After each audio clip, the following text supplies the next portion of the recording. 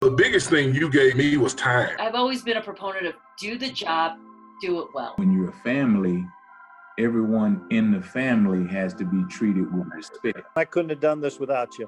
Coming here to K-State, you've been my confidant and in the room with me. I want to know who you really are, right? You can put whatever you want on paper, but that doesn't really matter. His teachers, they meet the learner wherever he is. They don't care what you know. They know how much you care. Be aggressive. Let's win. Here we go.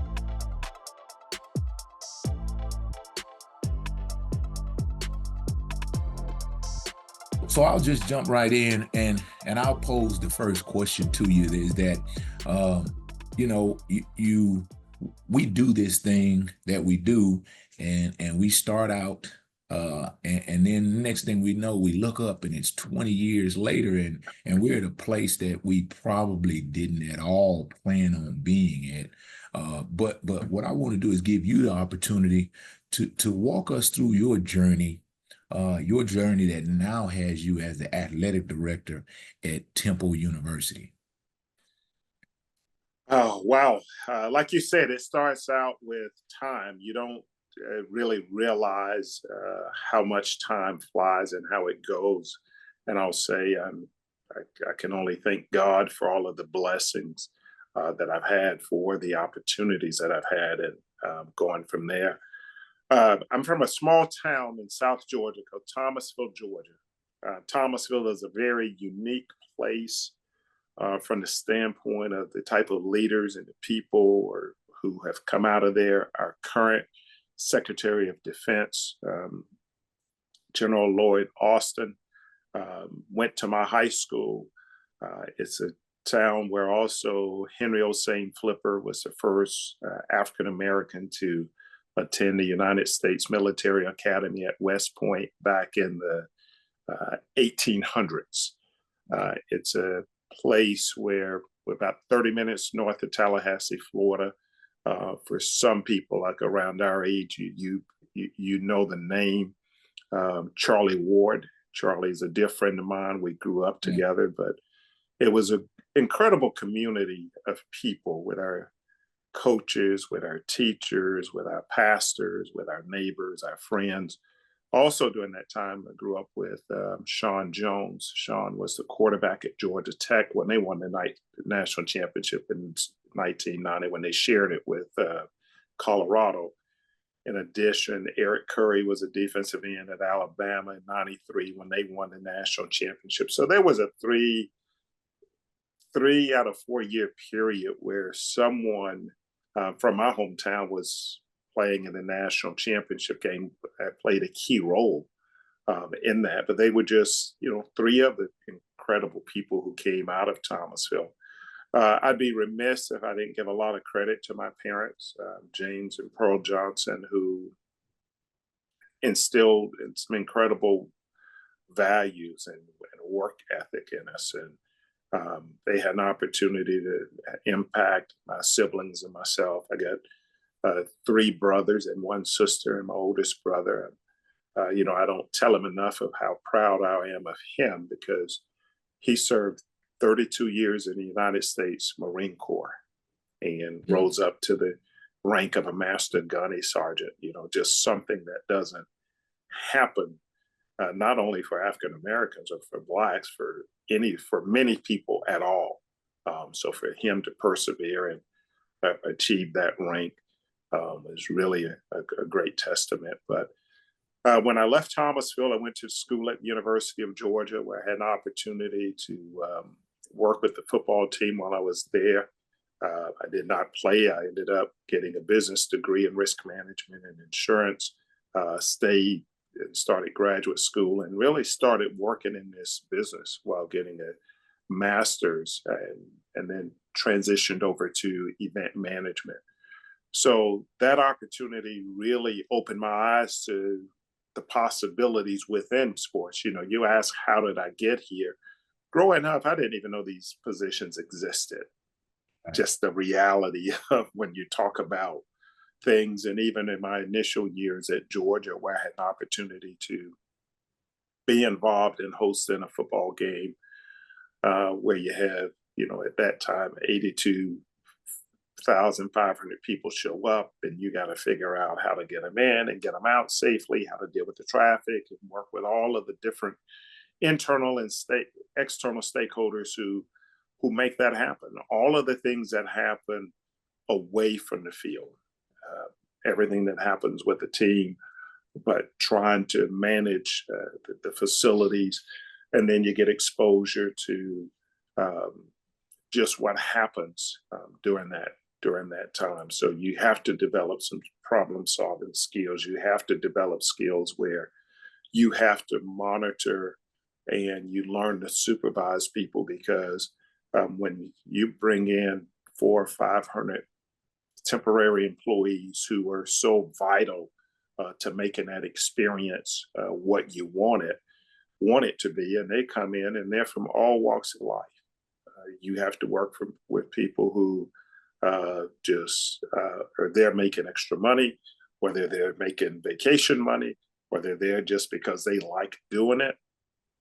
And in one afternoon, you could be on the phone with the governor's office and working with someone to get, some political people in, or the governor is coming to the game, working with that detail. And then the next moment, you're working with someone who is just like you, or someone who, like I say, is there just to do a temporary job. And hey, I'm going to make this hustle. I need this money today. So that was very eye-opening to me. I also got a chance to work basketball and baseball and the other sports that we had there. So I worked at the scores table and got to see firsthand just how all of those operations work. And even today, as I have the fortune of sitting and serving on the NCAA Division I men's basketball committee, to see how it works with the officials. And back then, we used to have to hand them a check post game. So you pick up a check earlier in the day. After the game, no matter if they made a good call, a bad call for you, you got to walk in there and give them a check. Yeah. and keep them safe. And you would see them men's or women's games. So that led me to an opportunity. We were very fortunate at Georgia. While sitting there on campus one day, they made the announcement that Atlanta had been awarded the 1996 Olympic Games. You really don't understand what that means at that point. You just know, okay, the Olympics are coming in 4 years. I think they were in Athens, Greece at the time. So I'm sitting in Athens, Georgia. Little did I know that 4 years later, I'd have an opportunity to work at the Olympics because Athens ended up being awarded soccer, rhythmic gymnastics, volleyball, and we were playing a role in that. So the time that you would normally get off in the summer, all of a sudden we didn't have that time off. When you're in event management, you're working all year. And then you got to transition right into football. So I had a chance to work with them. However, as fate would have it, unfortunately, I didn't get to work the games. I did some preliminary work, was involved with it, was on that payroll for about 3 months, and an opportunity came up for me to go to Arizona State. And the late Bruce Snyder and his wonderful wife, Linda, gave me an incredible opportunity. So I ended up moving out to Arizona. I knew 2 people out there, different culture, different place, just shocked. But I had to make a decision. Do I stay here at Georgia and continue doing what I was doing? While I liked it, I was looking to do something different. As you get a little older and the college town starts wearing off on you, I was looking beyond the Olympics, and I got an opportunity to go to Arizona State, and I was very fortunate, had a great staff led by the late Coach Bruce Snyder, who I mentioned earlier, and the coaches and some great players who ended up. That was the 1996 team with Jake the Snake Plummer and Pat Tillman and Damian Richardson, Jason Simmons, Derek Smith.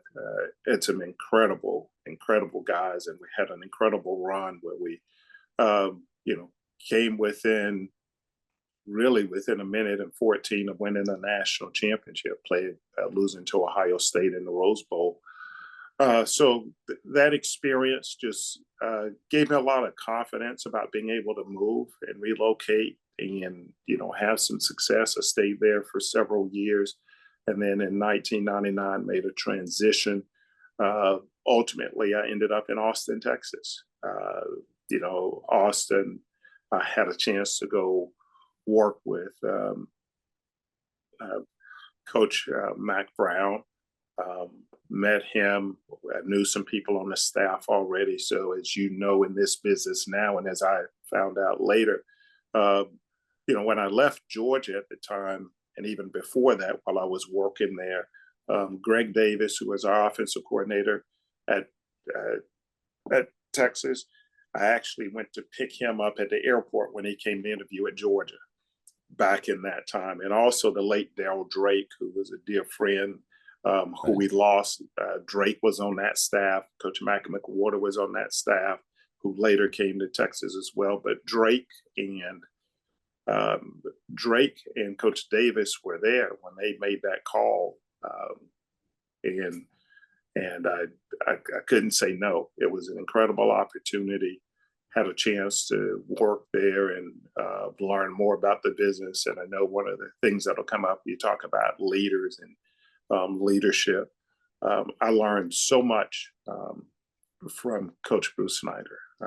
I learned so much from Coach Mac Brown, and then I'd be remiss if I didn't even go back to my time at Georgia. I was very fortunate to even end up there because of Coach Ray Goff. Coach Goff was recruiting all of these guys in my hometown. He grew up about 30 minutes away and was a great player there, was a great player at Georgia. And then while I was at Georgia, he became the head football coach, which was incredible for someone who was so young, but he was loved. And I got to be around him, and I learned a lot from him on how to treat people, how to go through it, why he didn't have the success that he wanted during that time. He continued to treat people well. He continued to try to work and persevere through all of those things. And it led to, obviously, as I mentioned, I ended up at Texas. We had an incredible run. Van, we lost one home game in those 5 seasons there. I mean, I really didn't know how to act, if we didn't win a game. And we were extremely successful. We were on the brink of, trying to get that championship. And then one of my college roommates and a dear friend, Damon Evans, who's currently the AD at the University of Maryland. Damon ends up getting the AD's job at Georgia. And, we had served on a couple of panels together. We had been in touch. We had known each other. And then Coach Brown had spent some time with him not long after he interviewed at Georgia, spent some time with him in New York at the National Football Foundation Hall of Fame. They happened to be there together. I got them connected.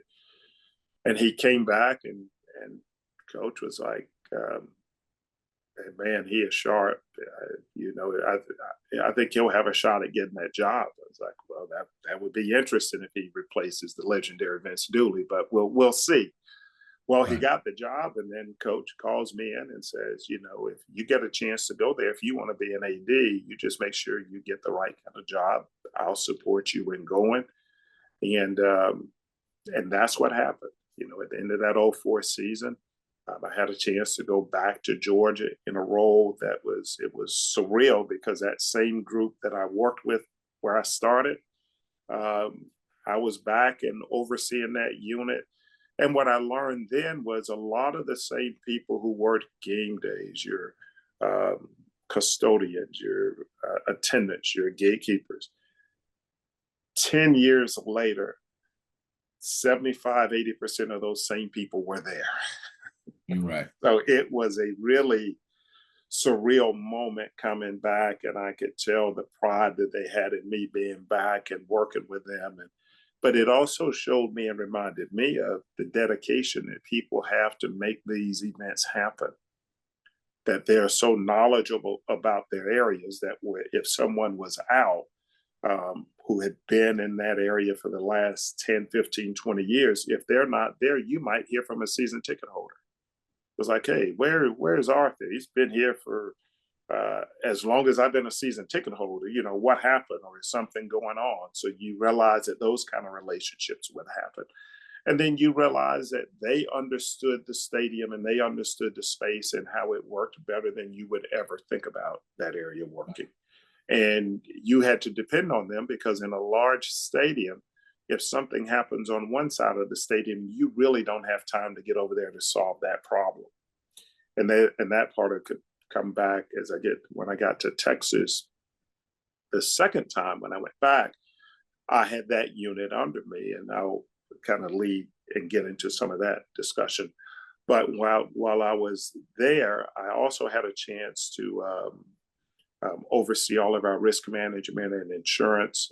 Georgia is set up as a athletic association, so it doesn't have some of the immunity from the state protections, and then all of the coaches' contracts are with the association, so it's set up a little differently. So you had to insure for all of those. So I had an opportunity to go back and work with Dr. Robert Hoyt, who's a legend in the risk management world.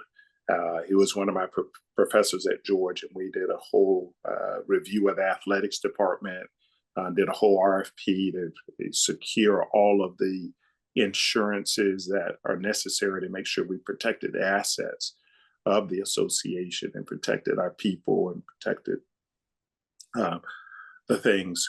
In addition, I got involved with construction. I also started working with some other sports and starting to understand and see how those sports worked.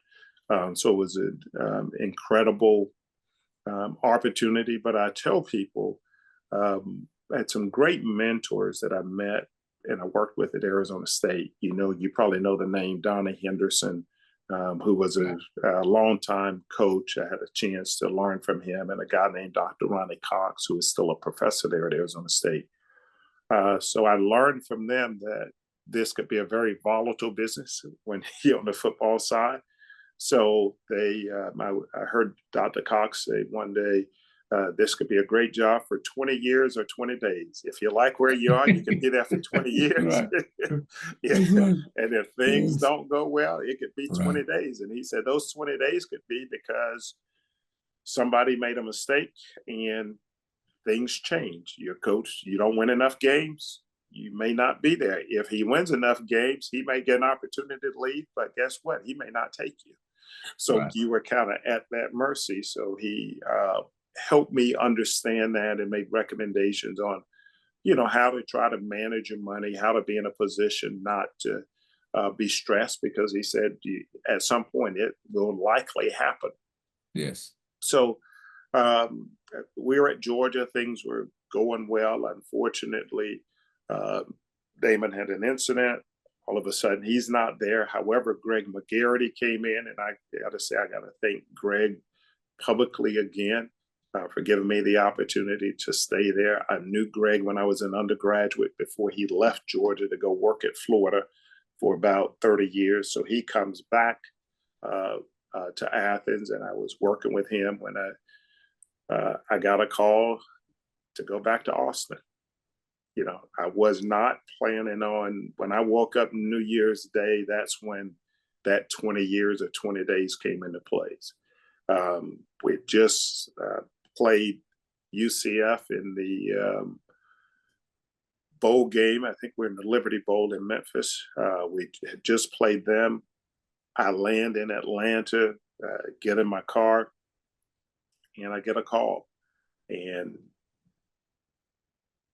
19 days later, I was back in Austin with a dual appointment, working in football and working with in the administration with the great legendary DeLoss Dodds.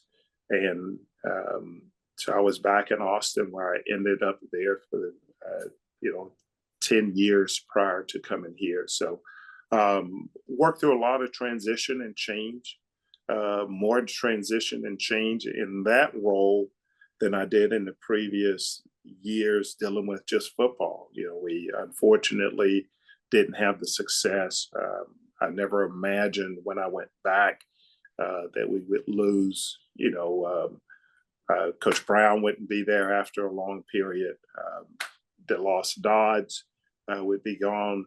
The great Rick Barnes 3 or 4 years later. Augie Garrido a few years after that. Mike Perrin came in, Steve Patterson came in, and then Chris Del Conte came in. And I learned from all of them. It was different skill sets, different ways to do things.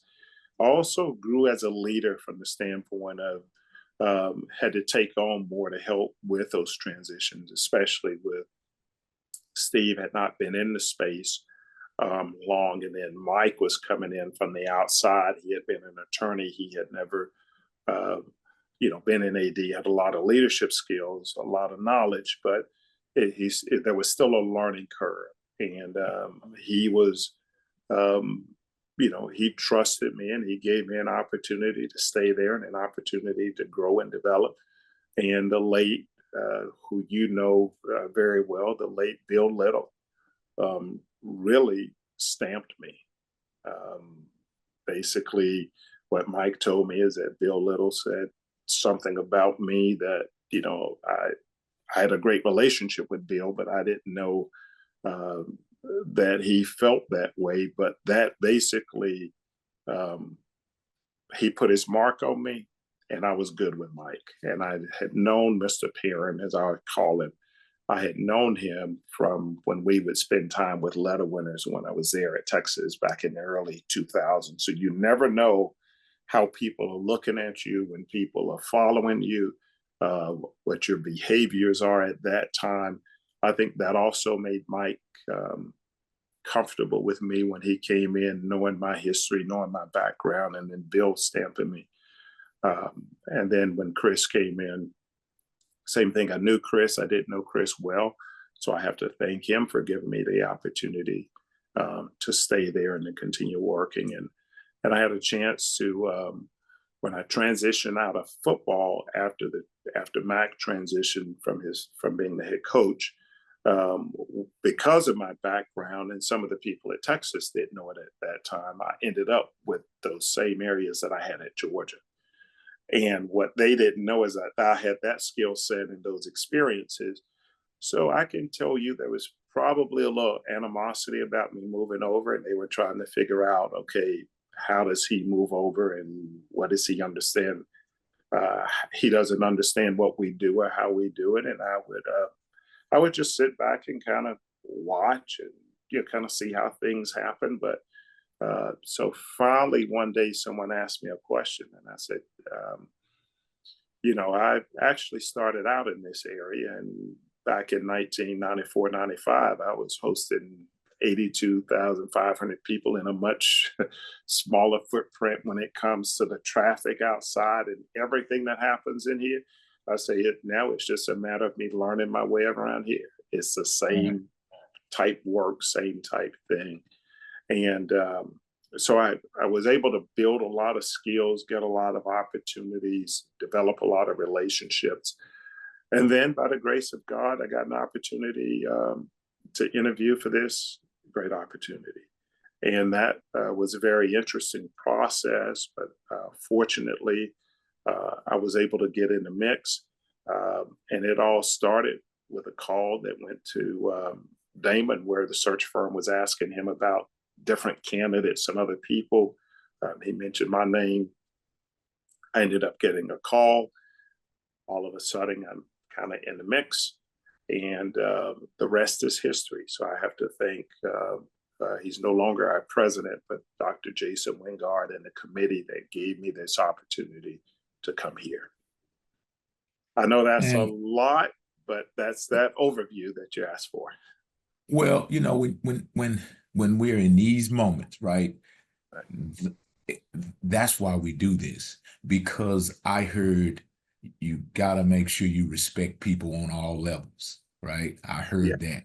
I also heard that you can learn from anyone, right? Right. All these different experiences you talked about, you learn from all kinds of people. I also heard that, sometimes it's not your moment, right? Right. You may have a great handle on what's going on, but it's not my time to speak. Sometimes you got to listen, right? And Yeah. so, yes, there are many more, but our viewers, our listeners, I'm sure they will gain a lot from that. My next question is dealing with core values. Here at K-State, we talk about discipline, we talk about commitment, we talk about toughness, we talk about being selfless. And my wife and I talk about it sometimes, like your core values. What are your core values? Well, I'm one, like I might list 100 core values, and she has to chastise me and say, well, ho. No, your core, right? What are the things that you hold closest to you? You can't hold 100 things close to you, right? And so it's those 4, those 5, those 3 things that when I look at you, when you make your decisions, right? That's how she has to train me. Yeah. But when you make your decisions, they're based off of these things. So what I would ask you is, when you think about your core values, well, what are those couple of things, not 100, like me, Yeah. but what are those things, and how do they help you day to day guide you and your team through this world that we live in? Well, for me, it starts with integrity. I think integrity is at the core, and it really helps guide my decisions, knowing that, okay, work to do what's right, even when and especially when no one is watching, because what you do is who you are, and that's a part of how things work in this universe. And I'm a firm believer in what's done in the dark will come to the light at some point, somehow, whether it's an internal battle that you have with yourself or something that leads to something else. Also, being selfless, being a selfless, what I would call selfless servant, who believes in trying to help others before doing for yourself, and also being able to persevere through challenges. I'd like to think of myself at the core, a hard worker who's going to persevere and deal with the challenges, and then also being caring about people. We would really learn from Bruce Snyder. That was a really big part of what he talked about: caring about your teammates, caring about your fellow citizens, caring about just your community, and everything that you do. Those things play a key role in that. My faith kind of guides that core as well, when I look at it. And then I want to also be someone who likes to collaborate, knowing that you cannot do any of this stuff by yourself. Period. It takes a team to have the kind of success that you want, whether it's the team in your home, for my wife and me with our son, for whatever responsibilities that we have together. It takes a team at work. I've always been around teams. I know that the offense shouldn't be out there playing a whole lot of defense unless they turn the ball over. So they got to depend on that defense to do that, and special teams. They all have to work together and have worked with them. So, but mine key is, and then another one would be uplift. Uplifting our fellow man, uplifting people. What I didn't talk about in that opening is the incredible young people that I've had an opportunity to work with in all parts of the country, that I've been able to develop relationships with, that I'll hear from time to time, or we'll follow each other. My wife will get messages on Facebook about somebody wanting to reach out, and now we're starting to recruit kids that, as you probably are experiencing, that I was involved with or on teams with for years. So trying to uplift and uplift others. That has been a one of the core values, trying to help the young people. All of those, not 100. All Right. of those are dynamic values that, knowing you, myself knowing you, I see those qualities definitely shine through. For me, it's been really cool here at Kansas State. Get an opportunity as the assistant head coach. I've had an opportunity with some of the staff that we've hired, and you know, we're in these offices untold amounts of hours, and we're around each other more than we're around our own kids, and more than we're around our own family. So hiring the right people is important. And I get an opportunity, or I've had the opportunity over the years to be a part of that hiring process. And I can say, you talked about some of your places you've had an opportunity to work, and that process being an interesting one. Well, some of these situations have been interesting for me as well. Big time learning process. But the question I have for you is as you go through the process, right? You've had the opportunity to bring people onto your team, hire coaches, hire people on your athletic staff. When you start to do that, right? When you start to lock in on the fact that we have to bring someone on your bus, what are the values, and what are the things that you look for in that person to identify them as someone that you want to bring on to your team, onto your bus? Well, for me, it starts with trying to make sure I bring in a team player, someone that's going to be willing to collaborate and work across the entire institution, someone who will understand the big picture and realize that it's much bigger than just their program or this department, because we work in an incredible ecosystem. There's an incredible campus that surrounds you that's doing incredible world-changing research that most people don't know about. They see what you do in football, but they have no idea that the work they're doing to try to cure cancer, to try to cure heart disease, to try to make modalities that are better, make life better for other people. And in some institutions, it could be trying to get somebody to and from the moon. So it's a lot of things that happen. So you got to get people who understand that. I also want good people who are looking to develop the young people that we're responsible for. There is no greater gift than a parent trusting us with their son or daughter. When you, at the core of what we do, we get young people who, in many cases, before this new world that we're in, leave home for the first time. You've likely been in the home. So for me, one of my coaches have likely talked them into, or invited them to come here, and they're here and they're trusting us. So I'm looking for someone that's obviously know what they're doing in their sport, that they've had some success, so they've been some places to been able to do that. But it starts with looking for a team player, because they got to be able to work with the administration, work with others, work with other coaches. I'm looking and trying to understand, do they fit? Do they fit here? Do they fit what we're trying to get done?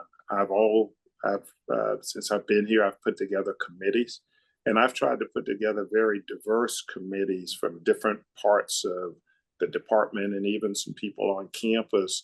And I get input from all of them, trying to understand, as you know, especially when it comes to coaches searches, they happen so fast. You know that everybody's putting on their best, they're putting their best foot forward in their moment. So unless you got, and I'm very fortunate to have a really good Rolodex from all of my time, so I can make some calls and get some input. But for those that you don't know as well, you know, they're not coming in there moody. They're not coming in there with, with the stubbornness. They are trying to sell, just like I would be going in and trying to sell. So you really have to try to get them around different people who may see different things and understand different things. But at the core of it, I'm trying to make sure they care for our young people, period. So that's a non-negotiable for me. I tell people I want their experience to be incredible. Without them, we wouldn't be here. Without those student athletes at K-State, guess what? They wouldn't need you there for that role.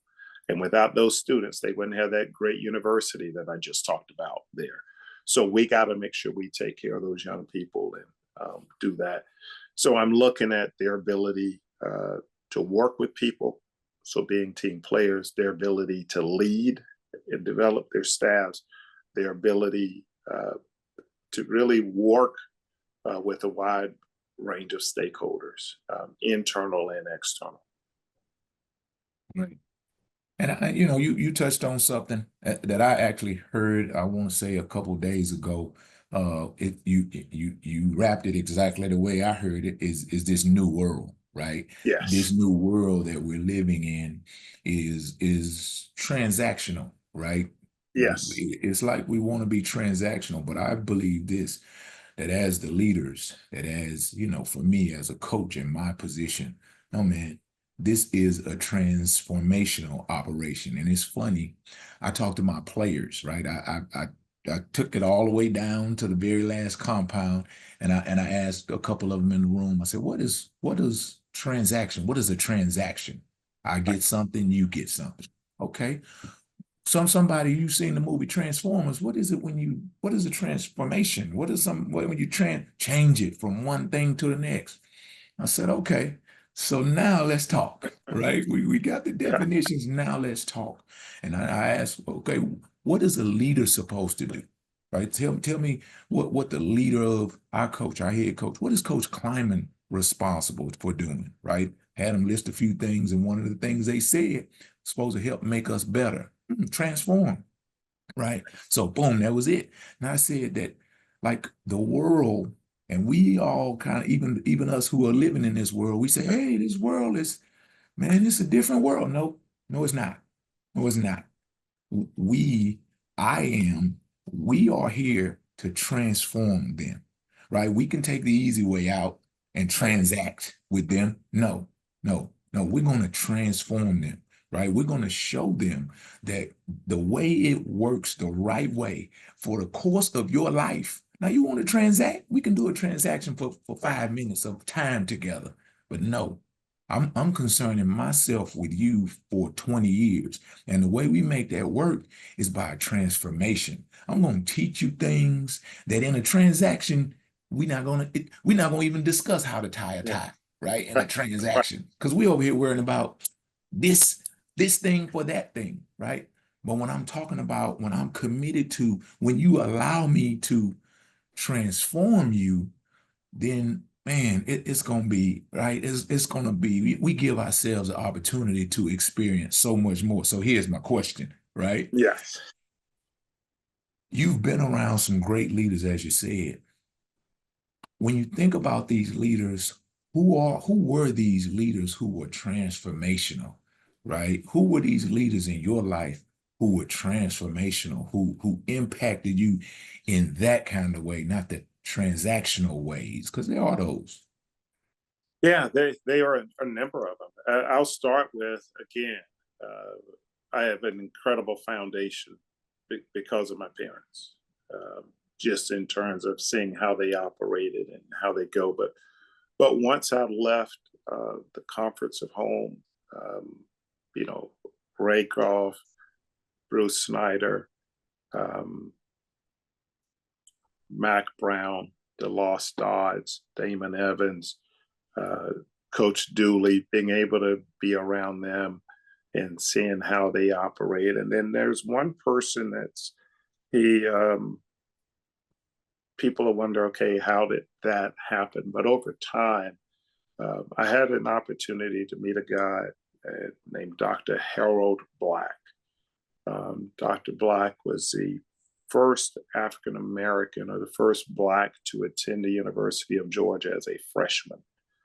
And I got to know him through his daughter, who was a classmate of mine at Georgia, and he's become a mentor over the years. He left Georgia, went to Ohio State, got his PhD, and is a, incredible success. Retired as the chair, or he's emeritus chair of the finance department at the University of Tennessee. But someone who's just really dynamic, but really learned a lot from him through his experiences and through his guidance. So understanding more and more.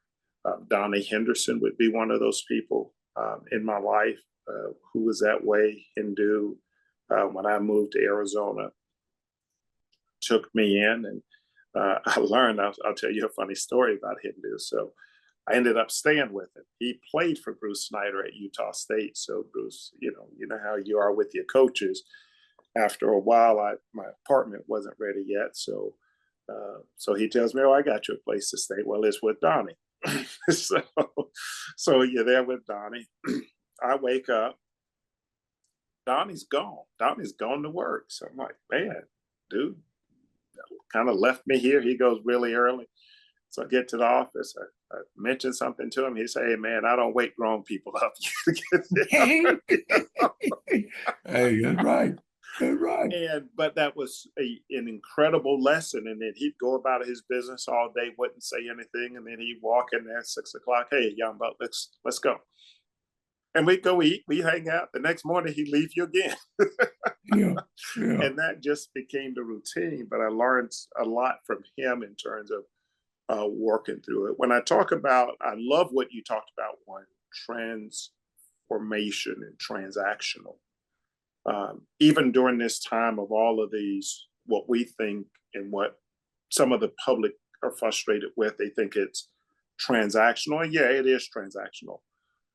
But for this year and in this moment, the way we've been operating and the way I try to sell it to my leadership team and my coaches and our staff, for the 500 plus student athletes that we have now, we have to worry about their experience now. Now, on the side, I'm working to get ready for the changes and the things that are going to take place. But we're playing games. They're working out. They're going to school. They're rehabbing, lifting weights. They're doing all of those things as we speak. And this is part of their college experience. So for this year, let's make it as good as we can make it for them now. And for those who might decide that they want to go elsewhere at the end of the year, I want them to have a positive experience from their time here, knowing that, okay, it's a different world. We have to adjust. We have to change. We don't have to, like everything that's about it, but we also understand it's the world that we're in now, and we better embrace it. And it's just embracing change. What I don't like about the transactional part of it is that we've stopped talking about education.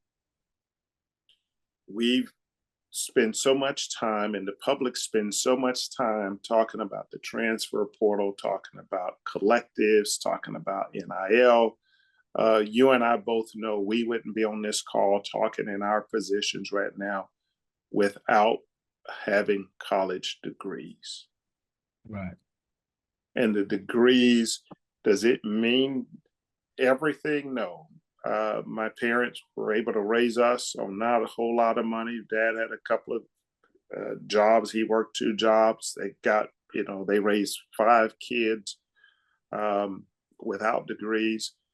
And so it's not the end of the world. But it gives you access, and it gives you opportunities to get in the doors and do some things that if we did not have them, we would not have those opportunities. So I really try to stress that with our young people, and stress that even the ones who, if they come in or I hear that they're leaving us, and they'll come by and see me, and I'll tell them, hey, make sure you get the degree. Make sure you understand that part of it. So in this world where, yes, people see it as a lot of transaction, I hope that their time, and I'll start using your word, their time at Temple has been formational in some part of their life that they take with them as an experience that they'll use for the rest of their lives. Yeah, and I had a guest recently. He asked me as a coach. He said, if you could speak to administrators, representative from a search firm. Yeah. He said, if you could speak to administrators, what would you say to them? I said, well, I talked to quite a few of them, but the thing that I think we all got to always keep a handle on is what you've referred to continually, alluded to continually, is that it's about the student athlete first, right? It's, yeah, the donors, that's great, right? And yeah, of course, that's a part of it. The different stakeholders, that is a part of it. But the first responsibility is the student athlete, right? And like you said, their experience, right? Their experience in all kinds of circumstances, right? That experience where I got to get on you because you're not going to class like you should. Where I got to make sure that, hey, did you go see Dr. So-and-so? Remember you had that so-and-so appointment, right? That's an experience, is a learning, right? And sometimes it involves stadium steps, right? But it's a learning experience. And I think over the course of time, student athletes appreciate what a coach can sometimes do in terms of discipline, right? Because I'm doing it for you, right? Not to you, but I'm doing it for you, right? So let me go to my next question, because I'll hang right here on that one for a good minute. But my next question is, for me as a former student athlete who now is a coach, I know that it took me sometimes back in my days to get it, right? When it comes to all kinds of situations on the football field and off the football field, sometimes it took me a minute to get it, right? Well, there's nothing like that moment that a student athlete, right? I've been trying to teach him the technique of playing cover 3, right? I've been trying to teach him that technique. Or I've been trying to teach him the value of being early for a meeting, or the value of communicating. If something goes on, the value of communicating. When all of a sudden you see that guy who couldn't get right, and now he's where he's supposed to be all the time. There's a certain pleasure that comes from that as a coach. And yes, what happens on the football field on Saturday? Yes, that's game day. But honestly, in my world, like moments like that, those are game day moments for me as well, right? And so what I'd ask you is, in your role, every day in your role, what is game day for you? What is that moment, like that moment for you as an athletic director, that you would call game day? Well, it's some of what you've talked about. One of the things about this role that's different from my roles when I was with football staffs is that I had an opportunity to have more personal relationships, and I knew more about that 100. I would tell people when I worked with football, I knew all 120. I could tell you who you were from 30 yards behind you at dawn or dusk. And I would know from the walk, I would know something about your background. I even knew all of the walk-ons because I ran that program. So I would say to people, I know more people than the coaches know in terms of knowing more about them. For me, that moment, I tell people my championship is graduation. To be able to go to graduation and see our young people walk across that stage or stand with their group, knowing what they went through. And it's such a magical time on campuses all across this country, because when that group stands up, there's so many stories in that group. They come from all walks of life, all backgrounds. You got, as they say, summa cum laude and oh my God. Oh my God. Oh my Lordy. you got the ages that are different, and you got the first gen and you got the third or fourth generation. They're all at this moment together in a time where they've gone through this period.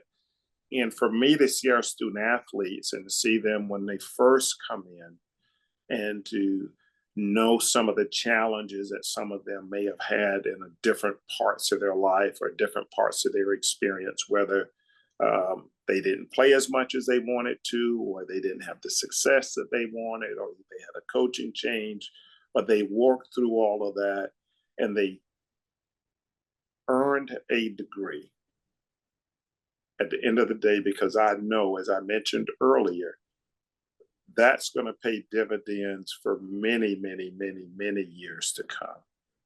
It gives them that opportunity to do that. So for me, graduation is just a special day, special time when we see them in the caps and gowns, and we see the families celebrating with them.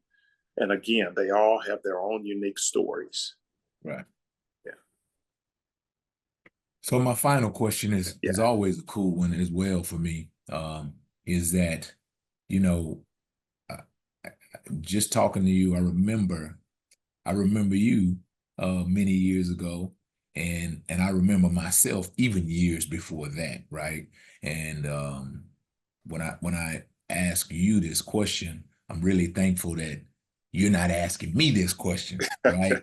Because I remember the younger Van Malone, right? And I'd hate to have to explain some of the things that the younger Van Malone did, but I'm not going to make you explain the younger, those mistakes you made either. But what I would ask you is if you could go back and talk to young Arthur Johnson, if you could go back and talk to that dude, right? At any point in your life, if you could go back and talk to a younger version of you and give him some knowledge that you have today, what lessons would you give to that young man? The first one, and I don't know if you know this, man, but back in the spring of 1990, I pledged Omega. So I don't even think you were aware of that part. So people really get surprised when because I'm, I am who I am. And the great thing is my bros love me, and those who have gotten to know me respect me. For me, I don't have to talk a lot. I don't have to be loud. I don't have to do that. But yes, can I put on the gold boots? I can. I still got the purple t-shirt. I can still do that. I can still have fun with them, but I can also change and handle the business of the fraternity, or handle the business that we're trained to handle.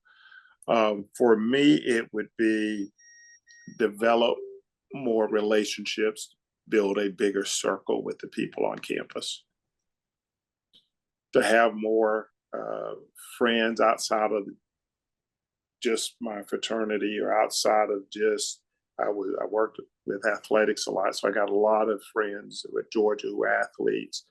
And so I spend time with them and also hear them talk about what they would do, because when you walk out of that space, when you graduate, you are part of the Longhorn Nation. And there's so many people who were there when you were there, who watched you play. They know they know your name when they hear it, and they remember that. And there are just so many opportunities there to develop relationships far beyond just your group. So I really try to stress that with our student athletes. I really challenge them to go to campus. We have over 400 student organizations at Temple. Go get involved in something. Right. Go develop another network, because one day you might hire one of them, or they may be in a position to hire you. Just like in our business, in the coaching world or in athletics, we are very comfortable. We want to, hire people that we know or we know something about. It's the same way in the business world. So the more connections you have and the more contacts you have, it's easier for people to recommend you when they know more about you. So pushing that part of it is very important to me. I try to tell them, hey, go get involved in student government. Try to help them with networking. When we're at events, don't stand there and talk to your teammates. You've been practicing together, you hang out together, you're in the dining hall together, you're in the locker room together. Hey, no, go talk to some other people, because you're going to actually leave together. Right. And you can compare notes, get to know other people.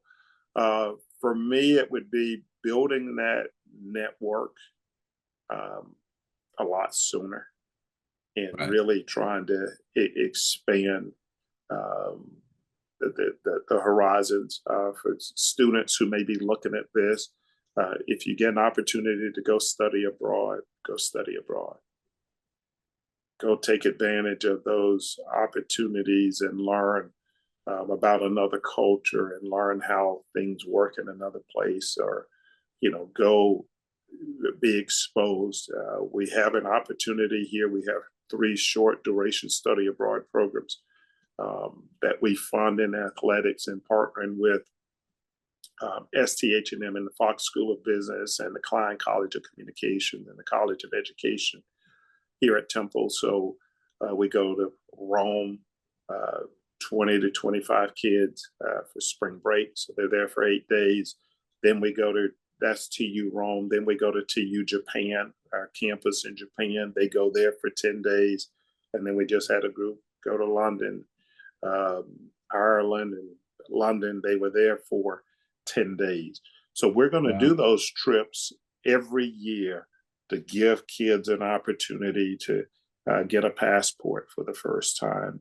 They have to spend time learning about that country that they're going to, and then when they go over, they also, what they really like about it, what I've heard back, feedback from student athletes from Olympic sports and football and men's, women's basketball, they love the fact that they're actually interacting with other student athletes who they don't really get to spend that kind of time with. Yeah, they go and support each other at events, and they see each other walking around, but they really don't spend any time together. So for them to go to those places and to be able to do that, that's been very, very, kids have come back very appreciative people. Kids have come back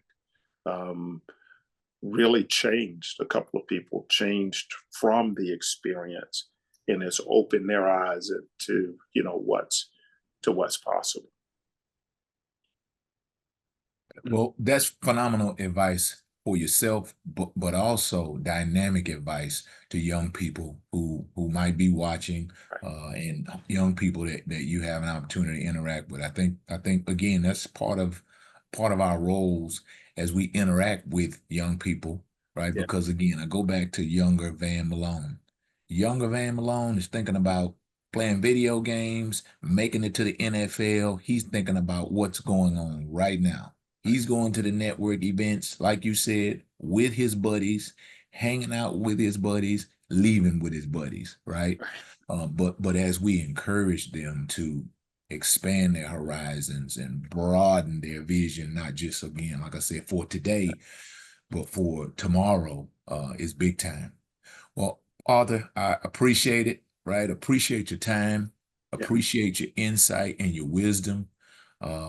And like I've said to people that we both know, is, man, it's cool to watch people that you may not remember and not realize it, but as you've made your walk since the times that we've interacted, I've watched, right? And I'm a coach, you're not coaching, but I still watch, and I still pull for you, and I still want to pattern myself after some of those ideals that you spoke of, that I witnessed in you, and want to do everything I can to make you proud as I operate in my roles from day to day. So again, I thank you for your time, and we're gonna do everything we can, like I said, to put Temple in the best light that we can.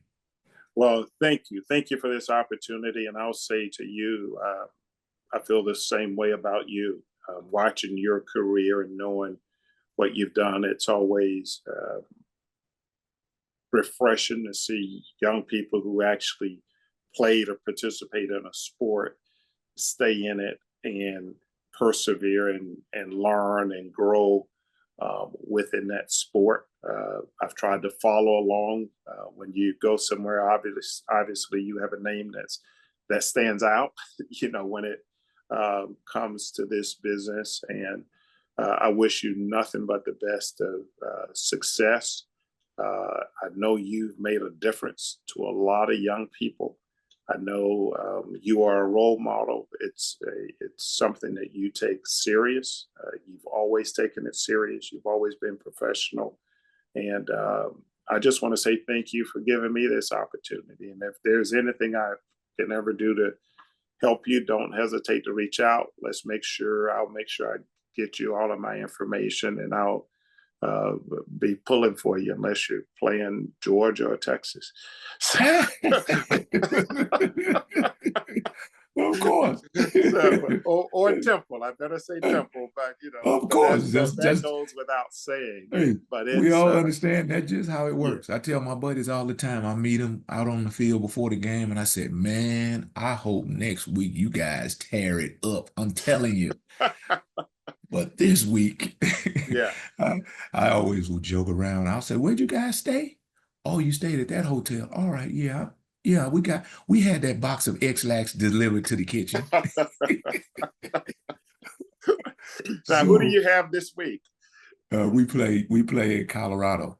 At Colorado, okay. Yeah, so we play at Colorado, man. In this league, and in college football today, they are all a challenge, right? Oh, yes. And this is going to be a phenomenal challenge this week for us again. But our team, man, we kind of understand that this is an opportunity for us to go out and play well on the road, right? You always kind of measure yourself against that yardstick. Of course, everybody play well at home, but how do you play on the road? Championship teams, they make their walk, they make their runs by what they do on the road. And so we've challenged our team in that way. Yeah. All right. Well, if you see Gene Taylor, please say hello to him for me. Yeah, I will. I just saw him recently, and obviously I follow K-State, have a lot of respect for the program. I know how y'all get it done, just hard work, coach them well, and you got a great, passionate fan base. But thank you again for this opportunity, and I look forward to staying in touch. All right? For sure. All right. Thanks a lot.